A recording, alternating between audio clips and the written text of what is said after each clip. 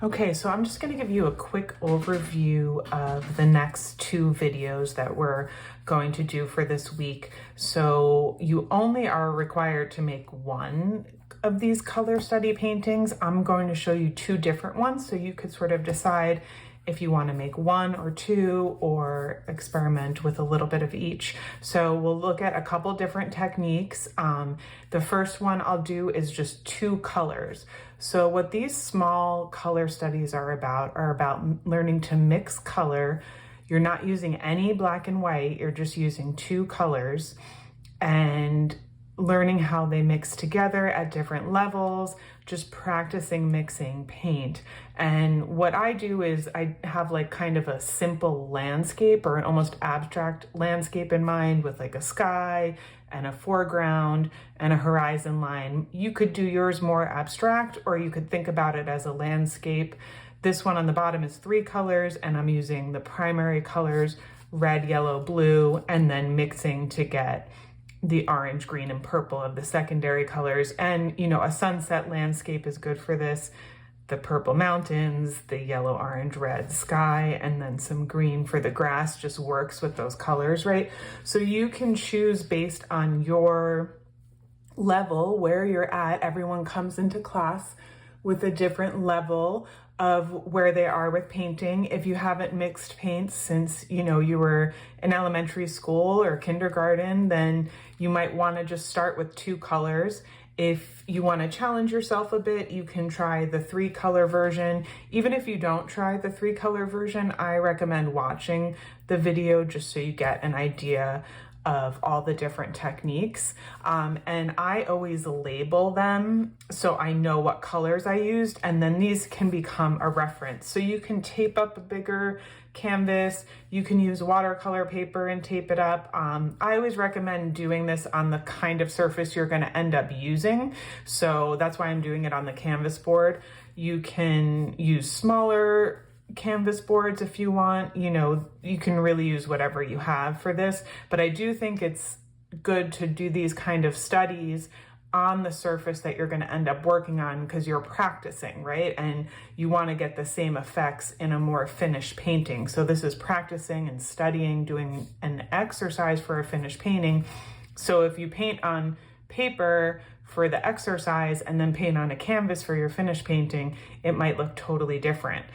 So it's not a waste of a canvas. I used to think that when I was wasting, I didn't like wasting canvas, and this is not a waste of a canvas. This is a really important exercise and practice. Masking tape is always great to separate things. If you don't have it, that's fine too. I got this idea, this exercise from a distant relative of mine that I wanted to shout out. Murray Wentworth is my grandfather's cousin, and I grew up seeing his watercolor paintings in my grandparents' house, and I was able to find his book online and learn from him. And these are watercolor, but I make these all the time, different studies. I do the, you know, I always write the name of the color. I'll do the front and back of papers. And, you know, I think having like the basis of a sort of landscape in mind gives you a place to start. So you're not, you know, starting with a blank canvas, and it's kind of fun to get imaginative. I'm not looking at a photo here. I'm just thinking about, you know, a basic horizon or mountains or something. And you can really experiment with techniques in these and then keep them. I keep these around when I'm painting so I can see what things will look like. And I know what colors to mix. These are more abstract, so another version of just practicing all the different colors. These are three colors, and then I do these on the back if I like mess up on a painting. I'll do it on the back, and then sometimes I note what colors I used in the messed up painting. Here's another version of sort of abstract landscapes on the back of another painting. And then if I have scraps of paper, you know, I'll just try different combinations. And sometimes, like when my palette is full at the end of a painting session, I'll take one of these small pieces or scrap pieces of watercolor paper or whatever I have, and I'll just use up the end of my palette to try different techniques. So this is always great thing to do if you're trying out a new color, if you get some new paints that are different than, like, different brands of paints feel different and work differently. So this is a great way to test out new colors. Anytime you feel stuck, this is a great little exercise just to get your brain back into the painting mode and to kind of free you up a little bit. It gets you out of, you're not looking at a photo, you're not trying to make anything specific, you're just kind of freeing yourself up. So we're gonna learn a little bit about, washes and doing this like wet on wet technique that looks like watercolor a little bit, but with acrylic. And then we're gonna do some glazing. That's where the third color came in on this 2-color.